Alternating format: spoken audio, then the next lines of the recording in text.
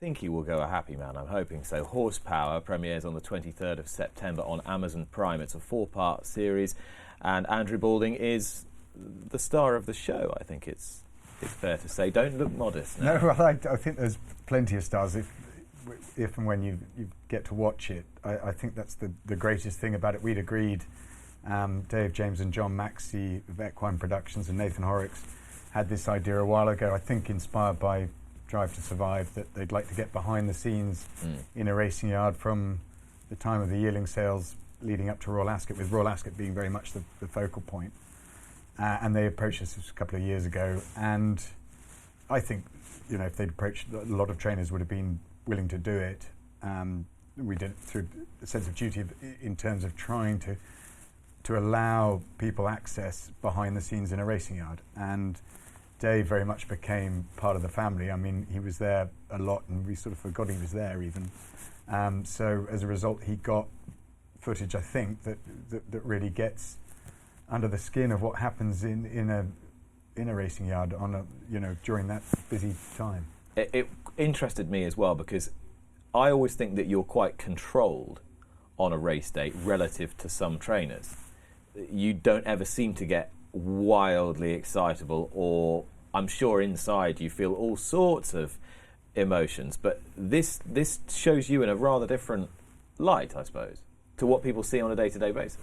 Possibly that was Royal Ascot though, so it's a little bit more high-level pressure there. So, but I think it's beautifully produced and beautifully filmed, and there's lots of different subplots. I've only seen it the once, and I assume that's the final version. But I find there's a lot I'd forgotten, but there's some wonderful stories behind the obvious. So when you watched it, what was the one aspect of it that struck you as most surprising or disarming or unusual? I just think how many different people play a part in a team like Kingsclear behind the scenes doing their bit, and how important each of those little, might appear little jobs, but that sort of attention to detail, how important that is, because Dave had been filming things that I just assume happen or expect to happen, and that going behind the scene, and also some of the personal stories of a couple of my owners and some of the people who work for me.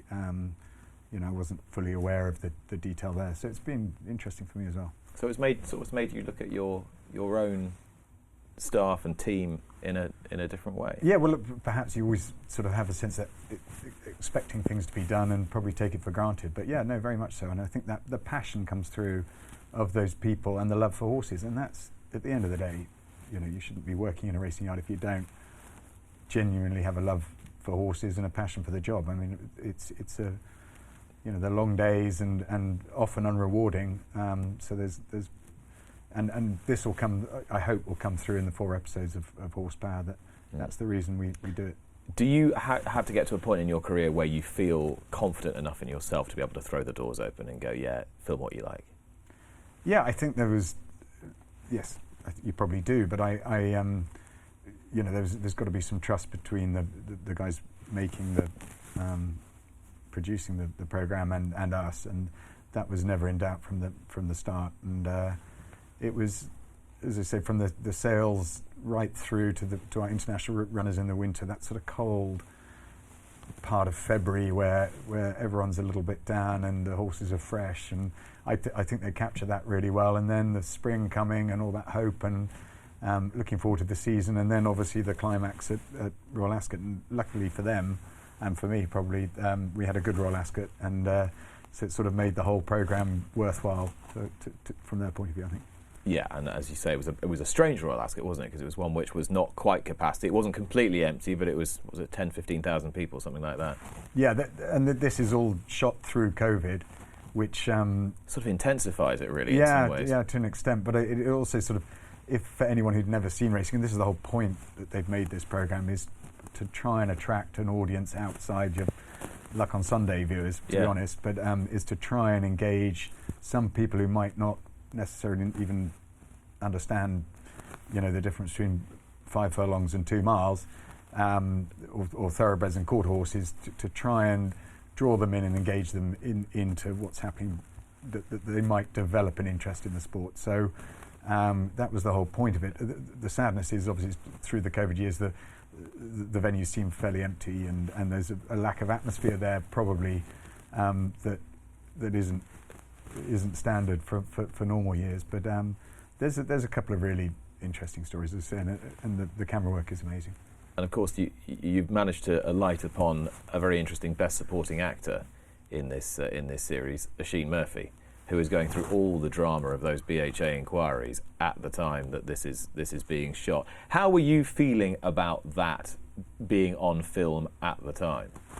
Well, I didn't really give it much thought, to be honest. I mean, obviously we'd signed up, so it was a joint for them to make it worthwhile.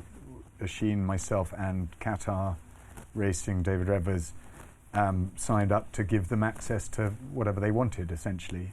And we'd all signed up and agreed that, we felt this was a good move to try and help promote racing. And as soon as we signed, sadly, unfortunately, Oisin had the drama with the French, with France Collot and the positive drug test. So that was a slant on it. But I think as you watch this, perhaps it becomes a little bit more obvious how those sort of secondary problems later in the year came about. There's immense pressure he was feeling at the time, and the other problems are probably developing as they're filming. But you might get a sense of the pressure that Oisin was under, and I'm not for 1 minute excusing him, but it is easy to judge.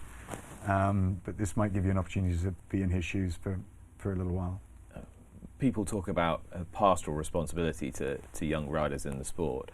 I know from talking to you, and I know from talking to your wife Annalisa, who's such a big part of your operation, how protective is the wrong word, but how close you feel to Oisin and the responsibility that you sort of feel to him, and you've rather lived this journey with him. I mean, do you still feel that he is somebody that you can't just cut the tie and let him be cast adrift into the sport? Certainly not just from a personal view, but he's an asset to my business. So from a business point of view, I couldn't dream of doing that. And from a personal point of view, obviously he started with us when he was 18 or 17 or whatever, however old he was, and has been part of the team. But I think, and this isn't just Oisin's problem. This is a problem within that profession, is that these guys are living a high octane lifestyle. They're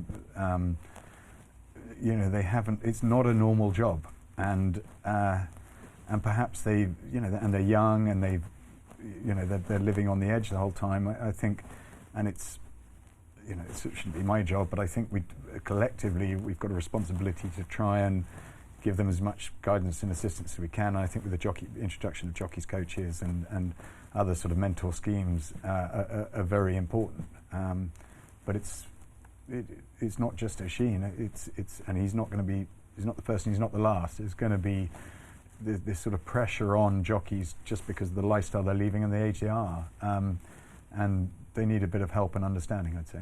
No, I'm just going to do a little bit of costume adjustment here because your microphone's just slipped down your tie a bit. So I'm going to ask our wardrobe assistant to sort it out for you. It's a very interesting point that you are making, though, about our responsibility as a sport to look after each other, particularly as we're all these sort of disparate collection of really self-employed individuals or small businesses all trying to kind of rub along together effectively. It's quite an unusual scenario, isn't it?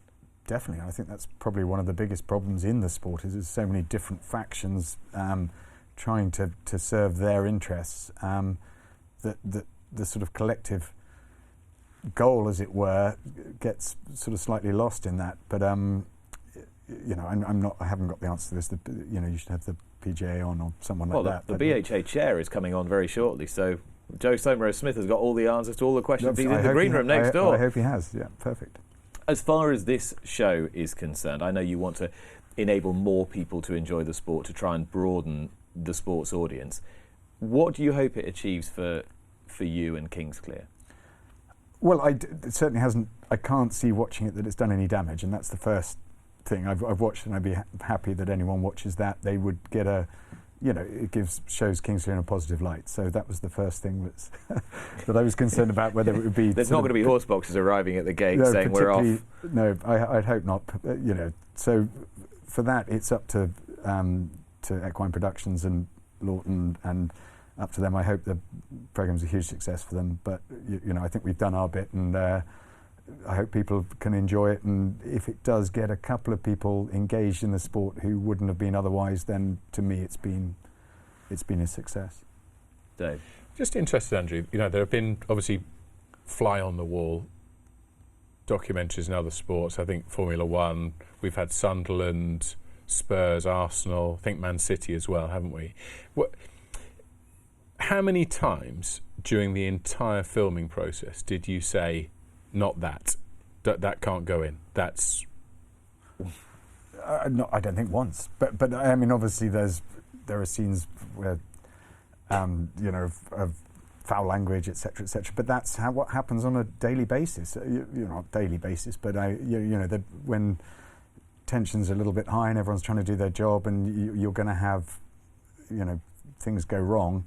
But I don't think there was anything that we edited, but particularly. But John Maxey was obviously heavily involved, who really understands how a racing yard works. He had there was definitely a sympathy towards the editing, which I hope people enjoy it. And how about the impact on your team? So when they were trying to go about their day-to-day lives, doing their job, having cameras there, did they enjoy it? Did they have to endure it? Did you get any pushback? I think it was a mixture. There was a mixture, but the great thing, it wasn't like sort of Damien on Drop the Dead Donkey. He wasn't trying to make things happen. Dave was just there, very much in the background, observing, and he wasn't trying to create situations. It was all very much naturally occurred. What struck me, and of course I knew this, and I've been to Kingsclear pretty recently, several times, but I was aware of how large the operation had become. When you sat and watched yourself, did you suddenly think, "My God, we've become huge here. This is a massive enterprise"? I didn't, but I'll have to watch it again and see if I get that feeling. No, I didn't particularly. I thought the greatest thing when you watch it, or the thing I was proudest about, was the standard of our riders. Looked, for a string of 40 going up the downs, they looked all extremely competent, which is something I was very relieved about. And as I say, the most striking thing to me was that sort of the love of the horse that shines through from our members of staff. Could you ever have imagined anything like this being done in your father's day? Well, funnily enough, you mentioned, I don't know whether you remember, years ago, I think it was ITV did a fly on the wall documentary with Sheffield United, Dave Bassett sort of time, and they'd asked Dad to do one for racing, and he'd said no, and I think it was probably a wise decision then. But this, as I say, it's done with some empathy, produced with empathy and beautifully shot. I think he probably would have done, given in the same situation. Mm-hmm. I think he probably would have said yes. So would you say that he was as forward-thinking in his own time like that as you are now? Yeah, I would say. I mean, everything sort of evolves, but I mean, he was extremely forward-thinking in terms of his, I think he was the first person to have Kingsley was the first private training place to have a equine swimming pool. All-weather gallops. He was the first person to put in a fibre sand synthetic gallop. He used to travel horses in the 80s to Japan and America and Australia. I mean, so he certainly wasn't slow in trying to take ambitious steps. So it probably is something he would have done back in the day in the same situation. And I guess the fact that the transition to you came, I know at the time you probably thought you were old, but you weren't. You were young by trainer standards. The transition came at a time where you were young enough to give that sort of fresh injection of new ideas. Was that an example of him not wanting to go on too long and looking to the future? Yeah, I think very much so. He always had, which is probably the same for me, his ambition, his drive was to make and Kingsclear have longevity as a training place and to be at the highest standard, and that would be very much my drive as well. It's the one thing that we can hopefully look back on. Certainly he would look back now and think he's been successful, and I hope I could say the same in however many years it is that I train for. But I look back and think we've left it in a better place than we when we took over. And sort of knowing that the next generation needs to come in is I guess part of that, isn't it? Having the confidence to be able to do that. Your own successors are pretty sharp, aren't they? Yeah, they keep me honest.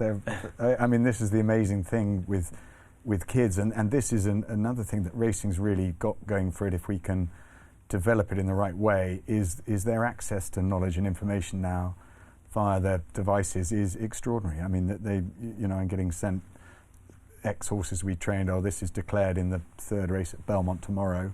They're right on it from that point of view of following the racing, and I think there is a sort of, you'd hope, sort of general osmosis through that generation that because it's more accessible now through the social media and other media forms, that you're going to get, or you've got the opportunity to attract more younger people in to engage in the sport. And I think this is our joint collective responsibility, is to try and nurture that in the right way. But you always had that sort of slightly encyclopedic mind, didn't you? You had that sort of thirst for information. I guess now you've got your children, Jono, Toby and Flora, they've got all the access to that and the mind to go with it. I feel totally inferior now, though, having heard John Berry go through 7 that was generations. Just fantastic. Look, I think that's what racing does develop anoraks, doesn't it? And it's rather like cricket, and those people who sort of can quote wisdom. We used to go to bed with the Time Form annual racehorses of whatever, and I still love going back through those and looking at where the Derby winner was at Tattenham Corner in various years. Isn't this quite an interesting thing? Because sometimes you think, well, it's either or. Racing wants to promote itself as an entertainment business, a leisure industry, something that'll attract new people, and it's very frightened of embracing the Anoraki side of it and the side of it, the thirst for knowledge, all that. Surely the two things ought to be able to be symbiotic. The whole thing is, you talk about inclusiveness or inclusivity or whatever the expression would be. Racing attracts a whole variety of different people in it for different reasons, and I think the history and the heritage of this sport is something you've got to preserve and celebrate, and I think that is, whilst we're all trying to push forward and stretch the boundaries going forward, preserving the past and that, and having a reverence towards what's happened in the past is part of the sport. We've got this most fabulous history that should be, and we're so lucky with all those sort of how it was recorded back in the day. And Dave did a fantastic piece on Fred Archer not so long ago, and I really enjoy that side of the sport, and it's something we've got to celebrate, and that again will attract a different type of person into enjoying racing. Yeah, I mean, this whole program has been about context, effectively, Dave, hasn't it? Yeah, I think that it's entirely possible for the two or different groups to coexist alongside each other. In cricket, I've been to Surrey second 11 games where the Bourne's Empire scorebook and the dot ball was insufficient to record what the man sitting in front of me needed to record, and he had a A4 grid on a clipboard, and he was writing down. This wasn't even a first team game. This was something like Surrey Seconds versus Combined Universities or something, and he was writing down what had happened with every ball. Played and missed, whatever it might be. And of course, alongside those, you've got the people making beer snakes and all that sort of thing. I think that in horse racing, I think that we tend to forget that for many years, horse racing has been a source of sort of dilettante entertainment rather than people making paddock notes by before every race. And I think that those groups have coexisted very well, and I don't see any reason why they can't in the future. There's obviously the odd, sometimes music nights or something which generate revenue for tracks. Occasionally the hardened race goer feels that, well, there weren't really, I felt a bit frozen out. But I think generally racing and cricket, and they are the two sports where I think where you do have more anoraks than maybe elsewhere. I suppose we could throw in F1. I'm sure there are plenty of petrol heads who would fit that description. But I think that they do, that they are catered for, and the balance is a pretty good one. Well, Formula One, Andrew, we talked about Drive to Survive. It always gets mentioned as the sort of prototype for the ideal documentary about a sport.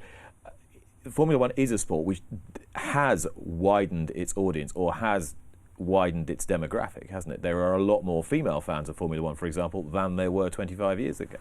Definitely, because I think they've had an insight into the characters of people and what goes on behind the scenes, and that's engaged up a whole heap of new Formula One fans. And but I think, just going back to, as Dave was saying, from that, rather like cricket, everything's got a place. Your music nights at Newmarket obviously the Friday nights have a place, and everyone knows what you're getting.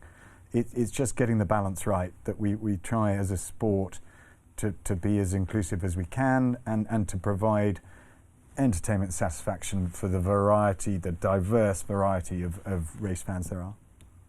One thing that always strikes me about you is just how many owners you have to keep happy as well, from the bigger concerns to the big syndicates, and you seem to have a way of doing that very well, and have done for a long time. What's your secret, do you think, in keeping owners happy and keeping owners in the sport? Well, success helps, obviously, but I'm so lucky. I've got, as you say, a huge variety of very interesting different people, and I'd like to think I've got a very good relationship with all of them. But I think success helps to an extent, but I think there is a chance of people come and go, but I think if you can try and put your hand on your heart and say you've tried to do your best for them, and that's all I think most people expect.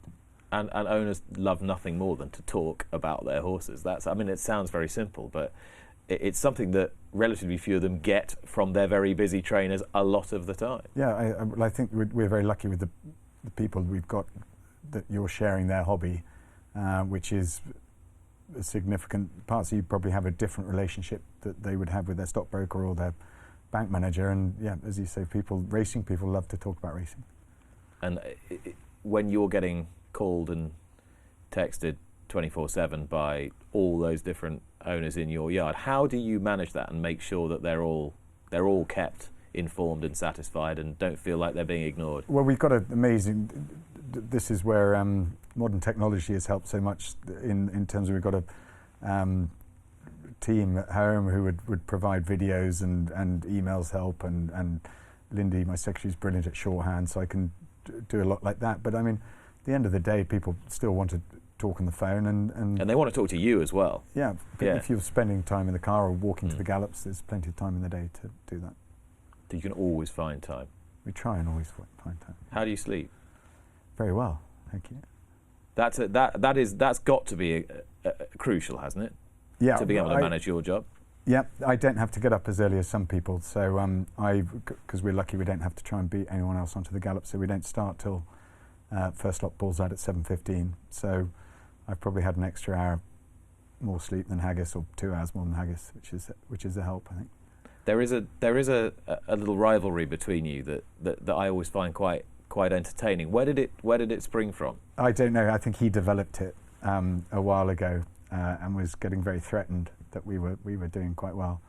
But he's since just this year more in an amazing team, and I really hope he can be champion trainer this year, because I think they thoroughly deserve it.